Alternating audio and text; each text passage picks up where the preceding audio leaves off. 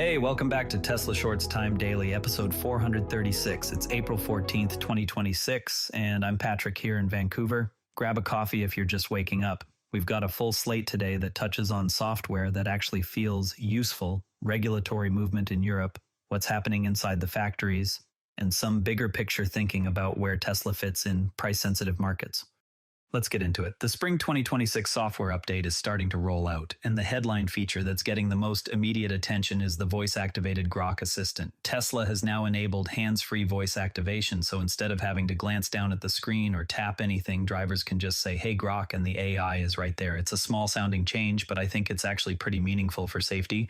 Keeping your eyes on the road while still being able to ask for navigation changes, play a podcast, adjust climate, or even get a joke from Grok removes one of those little friction points that used to pull attention away from driving.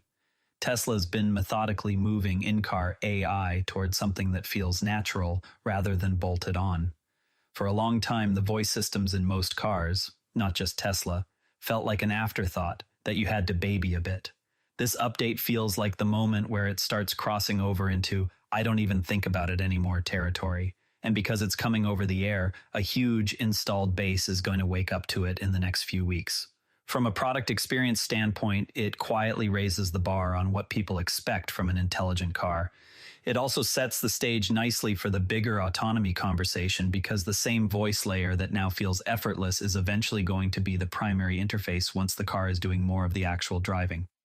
Speaking of which, Dutch authorities have formally approved Tesla's full self-driving software. That regulatory green light means the supervised version can now be activated for customers in the Netherlands without the previous restrictions. It's one of those incremental but important steps that removes a barrier in a very mature EV market where regulators have historically moved cautiously.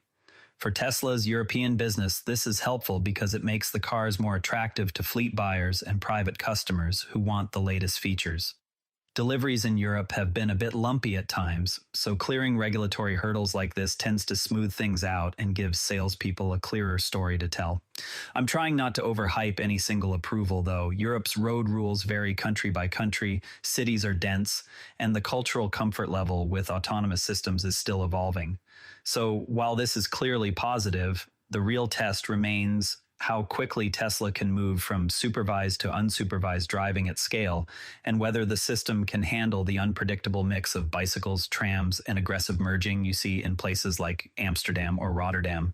Still, it's another data point that the regulatory side of autonomy isn't completely stalled and it's inching forward, even if the bigger scaling challenges are still ahead of us.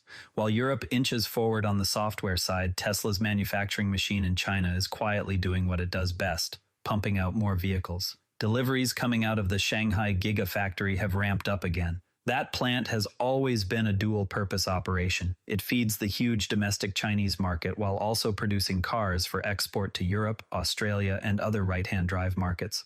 The increased output underscores just how central Shanghai has become to Tesla's overall volume strategy.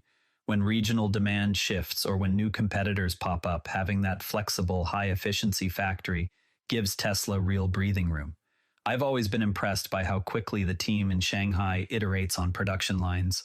The manufacturing efficiency there continues to be one of Tesla's clearest competitive advantages: lower costs, high output, and the ability to tweak models for local tastes without retooling an entire continent's worth of factories. In a year where global EV growth has been uneven, that steady increase in Shanghai shipments is one of the more reliable pieces of the puzzle.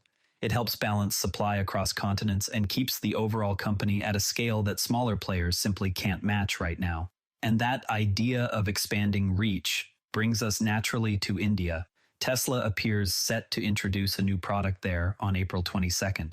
The speculation has been pretty consistent. Most people think we're looking at a more affordable version of the Model 3, though there's always the chance of a surprise vehicle tailored to that market. India is fascinating because it's enormous, price-conscious, and already has strong local competition from companies that understand the local charging infrastructure challenges and buyer priorities. For Tesla, this feels like a serious attempt to crack a market that could eventually be massive. The timing suggests they've done enough homework on pricing, local incentives, and what features actually matter to Indian buyers. If they can hit the right balance between accessibility and the technology that makes a Tesla feel like a Tesla, this could open the door not just in India, but set a template for other emerging markets. Customers there are going to be watching closely. Some will be excited about the brand finally arriving. Others will be skeptical until they see real-world range in 40-degree heat, with the AC blasting. Early reception on April 22nd and the weeks after could tell us a lot about how Tesla approaches these price-sensitive regions going forward. While the company is pushing into new territory, it's also quietly closing a chapter on some of its very first flagships. Tesla is marking the end of the signature series for the Model S and Model X. Those limited-run early cars were the ones that helped establish the brand's premium reputation, the ones early adopters bought when Tesla was still very much the underdog trying to prove EVs could be desirable. Saying goodbye to that chapter feels symbolic. It's a transition toward updated versions of S and X, but also a sharper focus on higher volume models and the newer platforms that are coming. For longtime owners who bought those signature cars, it probably feels a bit like the end of an era. Those vehicles literally put Tesla on the map. At the same time, the move reflects how the product lineup keeps evolving. Tesla has always been willing to phase things out once the technology and cost structure have moved on. It's a reminder that even the Halo cars eventually become legacy products as the company tries to make electric driving accessible to more people rather than just the early enthusiasts. From those legacy flagships, we swing straight into the future ones. More than 50 cybercabs have been spotted parked outside Giga, Texas. Some of the units look like they've already been through crash testing, which tells you the validation work is intensifying ahead of the public launch. Seeing that many dedicated robo-taxi vehicles in one place makes the whole program feel a lot more real. This isn't just renderings or a single prototype anymore. It's tangible metal and glass going through the brutal testing that autonomous vehicles need before they can be trusted at scale.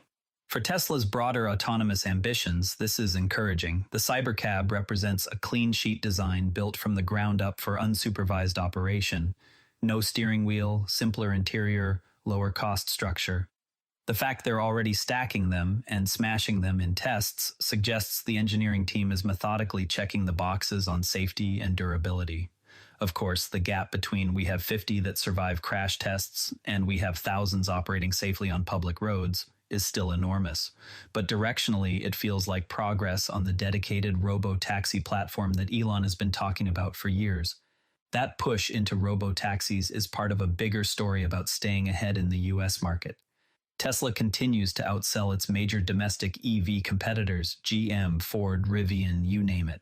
Those numbers have prompted Elon Musk to push back pretty directly against the recurring narrative that Tesla killers are about to arrive. The sales leadership still matters because it reflects real-world demand and the brand strength that, at least in North America, continues to set Tesla apart. Execution on deliveries, consistent software updates, and the supercharger network still give the company an edge that traditional players are finding surprisingly difficult to replicate. It's worth being clear-eyed, though. Competition is intensifying, and some of those legacy automakers are finally getting better at EVs. But the gap in actual sales, especially when you look at vehicles that are truly competitive on price and range, still tilts heavily toward Tesla.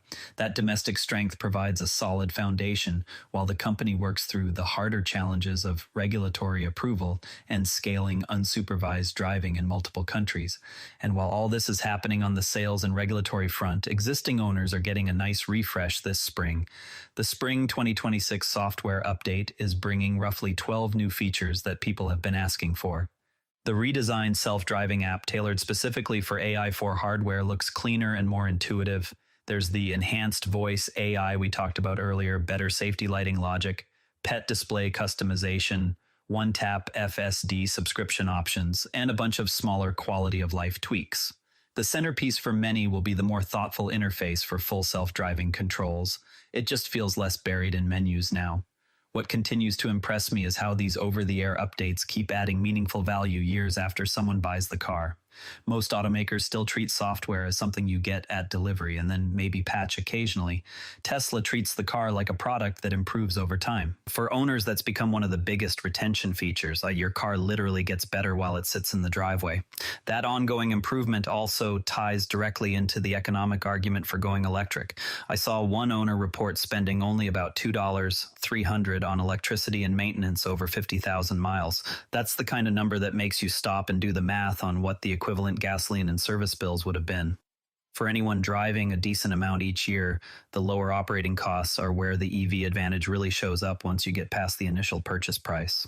Real-world data like this helps cut through a lot of the lingering skepticism about total cost of ownership. It's one thing to read glossy brochure numbers, it's another to see someone put actual miles on a car and show the receipts. That kind of practical evidence is part of why some long-time EV reviewers are getting vocal about buyers still choosing the wrong cars. One writer who has tested pretty much every major EV on the market, Tesla, Rivian, the legacy brands, recently argued that a lot of American buyers are still prioritizing brand, size, or marketing over efficiency, software experience, and long-term reliability. The piece isn't a blind Tesla love letter.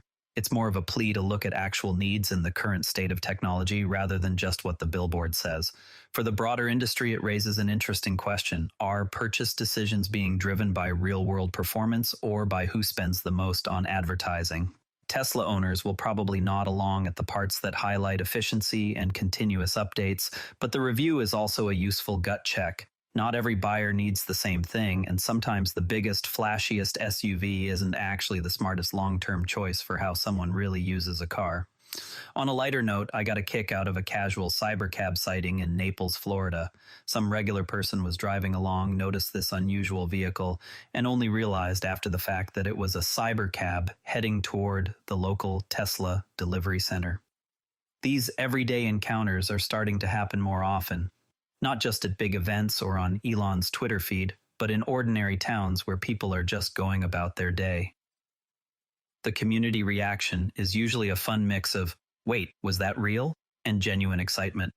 It's a small thing, but it humanizes the robo-taxi program and makes the future feel a little closer than it did 6 months ago. On the financial side, UBS upgraded its rating on Tesla, pointing to the long-term upside in AI and autonomy. The bank basically said that while near-term challenges around margins and competition still exist, the potential in software and robotaxis is starting to look big enough to justify more optimism.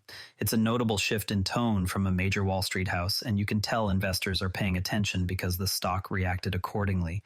Whether those AI valuations ultimately prove accurate is still up for debate, but it's another sign that the conversation is moving beyond just quarterly vehicle deliveries.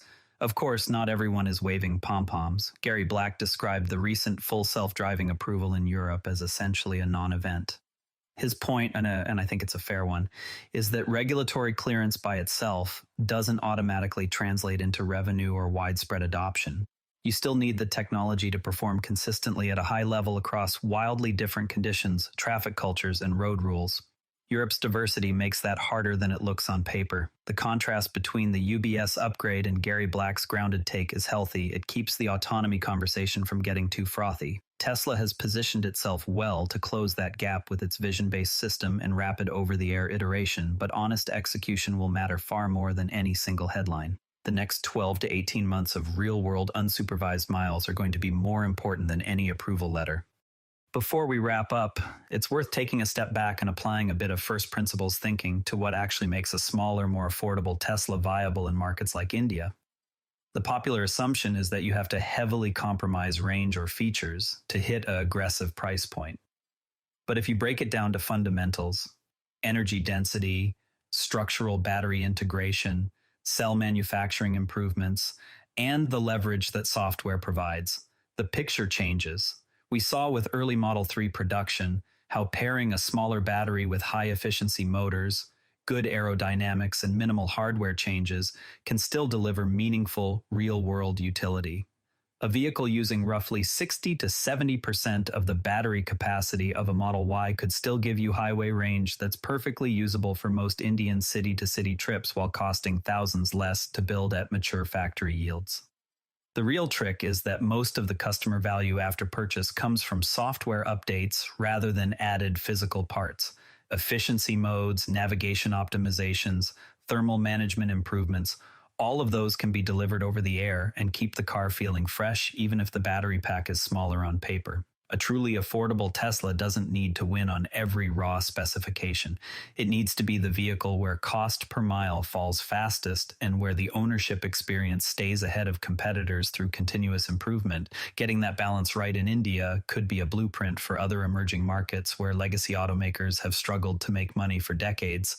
So yeah, I'll be watching customer feedback after the April 22nd event pretty closely. It could shape Tesla's approach for the next couple of years. That's your Tesla news for today. TSLA closed at $352.42, down 87 cents or 0.2%. If you found the episode useful, a rating or review on Apple Podcasts or Spotify really does help new listeners discover the show. You can also find us on X at Tesla Shorts Time. I'm Patrick in Vancouver. Thanks for listening, and I'll catch you tomorrow. This podcast is curated by Patrick, but generated using AI voice synthesis of my voice using ElevenLabs. The primary reason to do this is I unfortunately don't have the time to be consistent with generating all the content and wanted to focus on creating consistent and regular episodes for all the themes that I enjoy, and I hope others do as well.